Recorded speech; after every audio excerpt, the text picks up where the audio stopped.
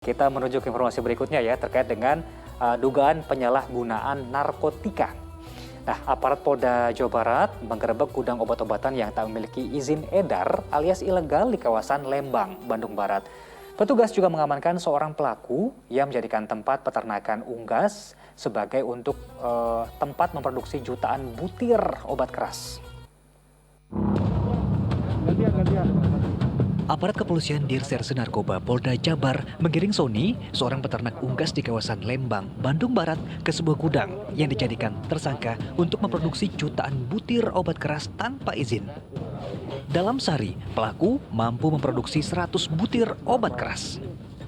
Sejumlah barang bukti diamankan, diantaranya mesin cetak tablet, puluhan karung bahan tepung, dan 1,5 juta butir obat keras yang siap edar. Tangkapan ini berdasarkan hasil pengembangan kasus sebelumnya di 2 tempat, yakni di Kota Bandung dan Tasikmalaya, dengan mengamankan 5 orang tersangka. Kita lakukan pengembangan bahwa si tersangka yang berinisial EL ini juga mendapatkan bekerja sama ya dalam jual beli bahan tersebut dengan saudara berinisial S ini. Di sini ada bahan maupun alat cetaknya, gitu. Jadi ini pengembangan yang ketiga sebetulnya nih. Berdasarkan penelusuran, obat keras tersebut diedarkan hingga ke daerah Kalimantan dan Sulawesi selama 4 bulan terakhir. Sasarannya, anak muda untuk menggugurkan kandungan atau menunda kehamilan. Muhammad Abbas melaporkan dari Bandung Barat, Jawa Barat. Iya, Ustaz, ini kan nampaknya kena ganjarannya dunia akhirat ya. Apalagi hasil produksi obat-obatan keras tersebut tujuannya untuk hal yang tidak baik. Bagaimana pandangan Ustaz? Tentu ya, kita lagi-lagi prihatin ya terhadap perilaku-perilaku seperti ini. Jadi ingin mengambil keuntungan tapi tidak dengan cara yang halal gitu ya, mencari nafkah dengan cara yang batil gitu. Ini kan mengerikan sekali begitu ya, hasilnya kemudian dimakan, aduh makanannya dikasih kepada keluarga dan lain-lain. Nauzubillah min dzalik.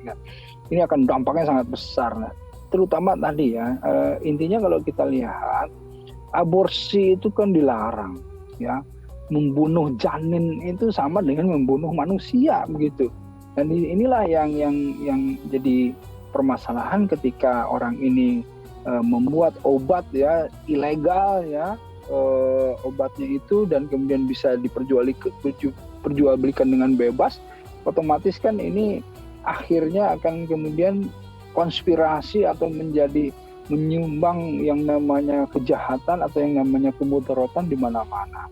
Nah, ini tentu kalau kita memahami ada yang namanya amal jariah, yang namanya dosa jariah yang seperti ini, naudzubillah min dzalik. Ustaz, kebanyakan anak muda yang mendapati kasus hamil luar nikah, jalannya ya seperti itu mereka pilih. Ada yang menggugurkan kandungan, ada pula yang tega bahkan membunuh bayinya. Nah, apabila anak muda dihadapkan dengan kasus seperti itu, saran dari agama kita sebenarnya seperti apa, Ustaz? Mengingat bahwa setiap permasalahan selalu ada jalan keluarnya. Ya, tentu ya, kan agama ini sudah komprehensif ya. Bukan hanya kemudian solusinya saja, dari awal tindakan preventifnya ada.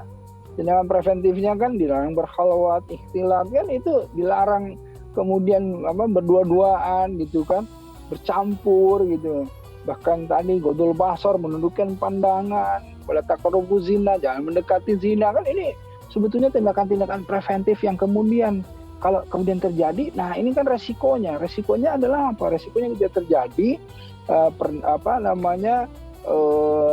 tadi melahirkan di luar pernikahan gitu. Otomatis kan solusinya atau misalnya jalan keluarnya dengan cara seperti apa? Kan ada yang namanya pernikahan, dinikahkan, kan kemudian begitu ya. Kemudian ada beberapa solusi-solusi yang tetap tidak boleh kemudian zalim terhadap bayi yang sebetulnya kalau kita lihat bayi itu kan tidak punya kesalahan apa-apa begitu, dan dia lahir juga secara Islam, secara murni gitu ya, suci begitu. Nah, inilah yang kemudian harus dipahami, dan mudah-mudahan insya Allah dengan membesarkan anaknya itu, ini kan kemudian juga menggugurkan dosa-dosanya. Nah, ini yang harus dipahami oleh semuanya. Nah, yang saya dengarkan bahwa kita tidak boleh menikahi perempuan yang tengah dalam kondisi hamil. Lalu seperti apa waktu yang tepat untuk dilakukan pernikahan tersebut, Ustaz? Tentu kan ada yang namanya kalau di dalam ininya perempuan nggak boleh didekati ketika hamil, atau misalnya perceraian masa idahnya atau nifasnya, kan itu kan ada waktunya gitu ya. Jadi ketika ikuti saja sesuai dengan syariatnya, dengan tuntunannya. Jadi kapan ketika dia setelah melahirkan, setelah dia lepas dari tadi nifasnya, lepas dari semua aturan-aturan yang mengungkungnya, membelenggunya, ketika boleh dinikah ya dinikah, kan begitu dinikahkan. Jadi intinya harus sesuai dengan syar'inya, jangan kemudian ada kesalahan-kesalahan ya ketika kemudian diperiksa hamil, kemudian untuk menutupi kehamilannya kemudian menikah padahal sudah hamil dan lain-lain. Ini yang jadi permasalahan. Jadi bohong ditutupi dengan kebohongan dan lain-lain, ya ini tidak akan kemudian menjadi satu berkah ya. Nah inilah yang harus, ya namanya kesalahan, kita harus berani menanggung resikonya, kurang lebih seperti itu. Baik, nah kalau soal aborsi tadi Ustaz, bagaimana pandangan Islam untuk bukan cuma untuk pasangan luar nikah ya Ustaz ya, untuk hal-hal lain misalnya, apakah diperbolehkan?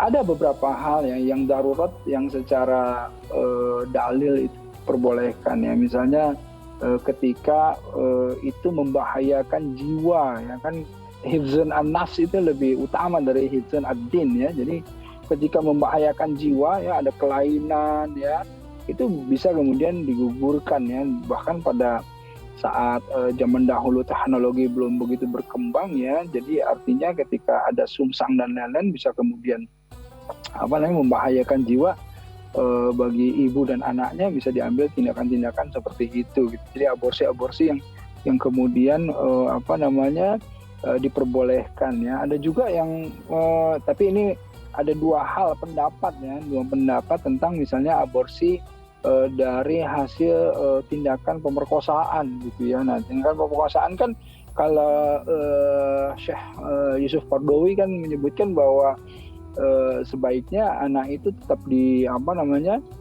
dipelihara begitu ya, menurut Syekh Qaradawi, karena anak itu dengan tadi dalil yang anak tersebut masih suci dan kemudian lahir sebagai Islam juga begitu ya, dan dia tidak punya dosa apa-apa. Tetapi ada beberapa ulama-ulama lain juga yang kemudian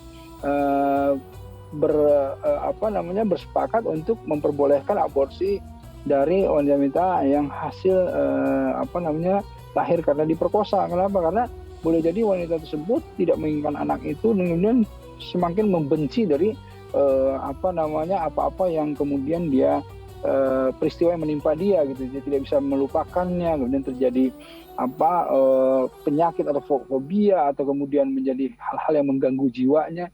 Ini yang kemudian juga diperbanyak. Jadi ada dua pendapat. Jadi Syekh Qaradawi pun di dalam fatwanya kemudian beliau menyatakan bahwa di akhir beliau menyatakan bahwa tetapi kemudian mengembalikan lagi kepada keputusan bersama apakah itu mau dipertahankan atau tidak. Tapi yang jelas ada dua pendapat.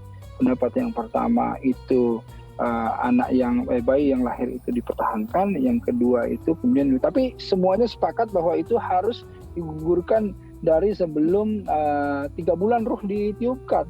Itu semua ulamanya sepakat gitu ya. Jadi kalau sudah lebih dari situ ya nggak boleh, karena situ sudah ruh ditiupkan, itu tidak boleh. Kurang lebih seperti itu. Baik, karena sudah membentuk nyawa sebetulnya yang membunuh manusia begitu Ustaz ya.